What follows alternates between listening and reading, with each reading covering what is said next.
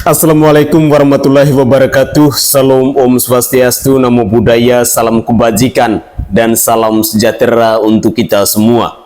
Saudaraku sebangsa dan setanah air, para penonton kanal YouTubeku yang sangat saya hormati dan sangat saya cintai.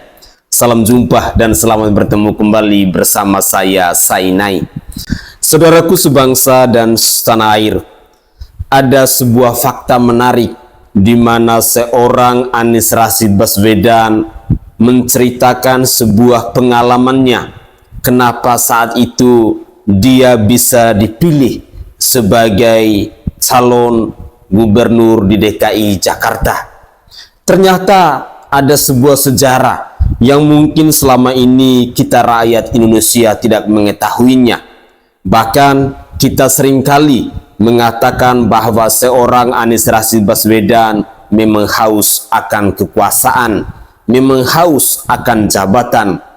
Tetapi dalam cuplikan video kali ini, Anies Rashid Baswedan menceritakan kepada kita semua bagaimana kronologi dia dipanggil, dia ditelepon, lalu dia dipilih untuk menjadi calon gubernur di DKI Jakarta kala itu.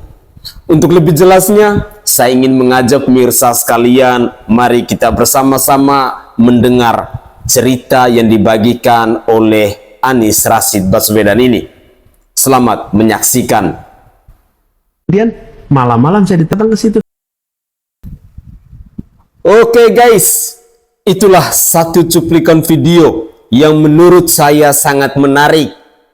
Apa yang disampaikan oleh Bapak Anies Rashid Baswedan mengenai kronologi di mana dirinya diminta oleh Bapak Prabowo Subianto untuk menjadi gubernur di DKI Jakarta kala itu. Tentu ini bisa membuka fakta tentang penyerangan yang dilakukan oleh Bapak Prabowo Subianto kepada Bapak Anies Rashid Baswedan di debat Capres kali lalu. Saat itu kita menyaksikan bersama-sama, bahkan videonya pun masih berseliweran di media sosial saat ini, bagaimana seorang Prabowo Subianto seolah-olah tidak terima ketika Bapak Anies Rashid Baswedan bertanya tentang etika. Bapak Prabowo Subianto pun langsung meluapkan emosinya dengan menyerang secara personal kepada Bapak Anies Rashid Baswedan. Ternyata ada hubungan khusus antara seorang Prabowo Subianto bersama Bapak Anies Rashid Baswedan ini. Anies Rashid Baswedan maju sebagai gubernur di DKI Jakarta kala itu ternyata diusung, diminta oleh Bapak Prabowo Subianto. Jadi begitulah ceritanya. Dan masih ada banyak hal mengenai kronologi yang disampaikan oleh Bapak Anies Rashid Baswedan tadi. Saya berharap bahwa dari cuplikan video ini kita jadinya mengetahui yang sebenarnya. Siapa itu Anies Rashid Baswedan dan siapa itu Bapak Prabowo Subianto. Karena semenjak selesai debat Capres itu, banyak netizen yang mengatakan bahwa ya, tidak Anies namanya kalau dia tidak haus akan kekuasaan, tidak haus akan jabatan.